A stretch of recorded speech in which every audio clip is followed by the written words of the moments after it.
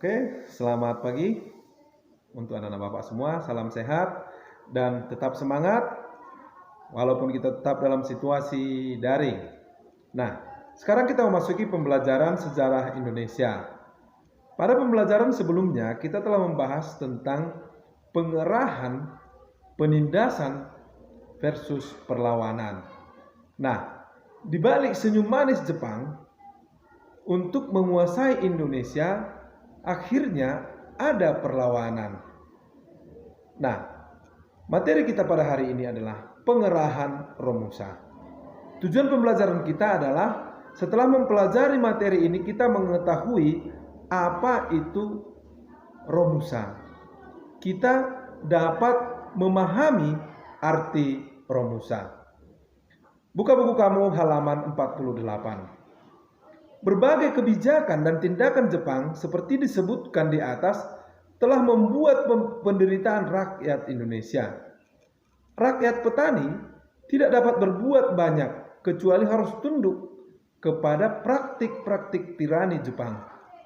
Penderitaan rakyat ini semakin dirasakan dengan adanya kebijakan untuk mengerahkan tenaga Romusa.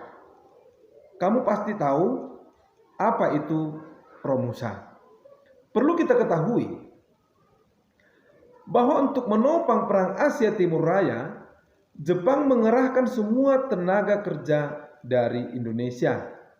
Tenaga kerja inilah yang kemudian kita kenal dengan Romusa. Mereka dipekerjakan di lingkungan terbuka, misalnya di lingkungan pembangunan dan di lingkungan kubu-kubu pertahanan, jalan raya, lapangan udara, dan lain sebagainya. Pada awalnya, tenaga kerja dikerahkan di Pulau Jawa sebagai sarana propaganda. Desa-desa diwajibkan untuk menyiapkan sejumlah tenaga Romusa. Panitia pengerahan disebut Romukoyo Kai yang ada di setiap daerah. Nah, rakyat yang dijadikan Romusa pada umumnya adalah yang bertenaga kasar. Pada awalnya, rakyat Indonesia melakukan tugas Romusa secara sukarela, artinya tidak ada unsur paksaan, sehingga Jepang tidak mengalami kesulitan untuk memperoleh tenaga, sebab rakyat sangat tertarik dengan propaganda tentara Jepang, sehingga rakyat Indonesia rela membantu untuk bekerja apa saja tanpa digaji.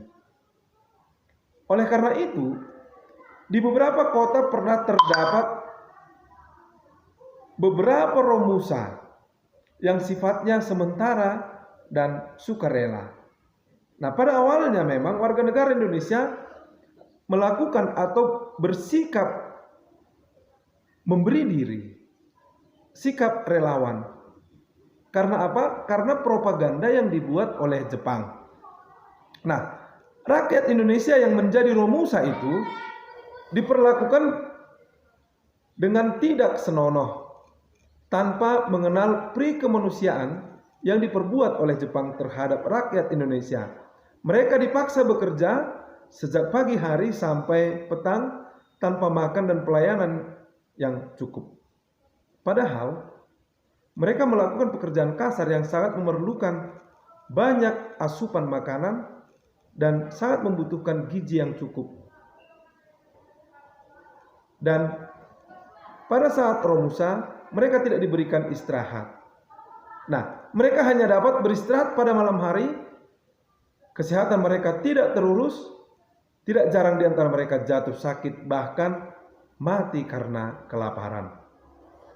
Nah, anak-anak Bapak semua, untuk menutup kekejamannya dan agar rakyat merasa tidak dirugikan, sejak tahun 1943, Jepang melancarkan kampanye dan propaganda untuk menarik rakyat agar mau bekerja sebagai Romusa. Untuk mengambil hati rakyat, Jepang memberi julukan mereka yang menjadi Romusa itu sebagai pejuang ekonomi atau pahlawan pekerja.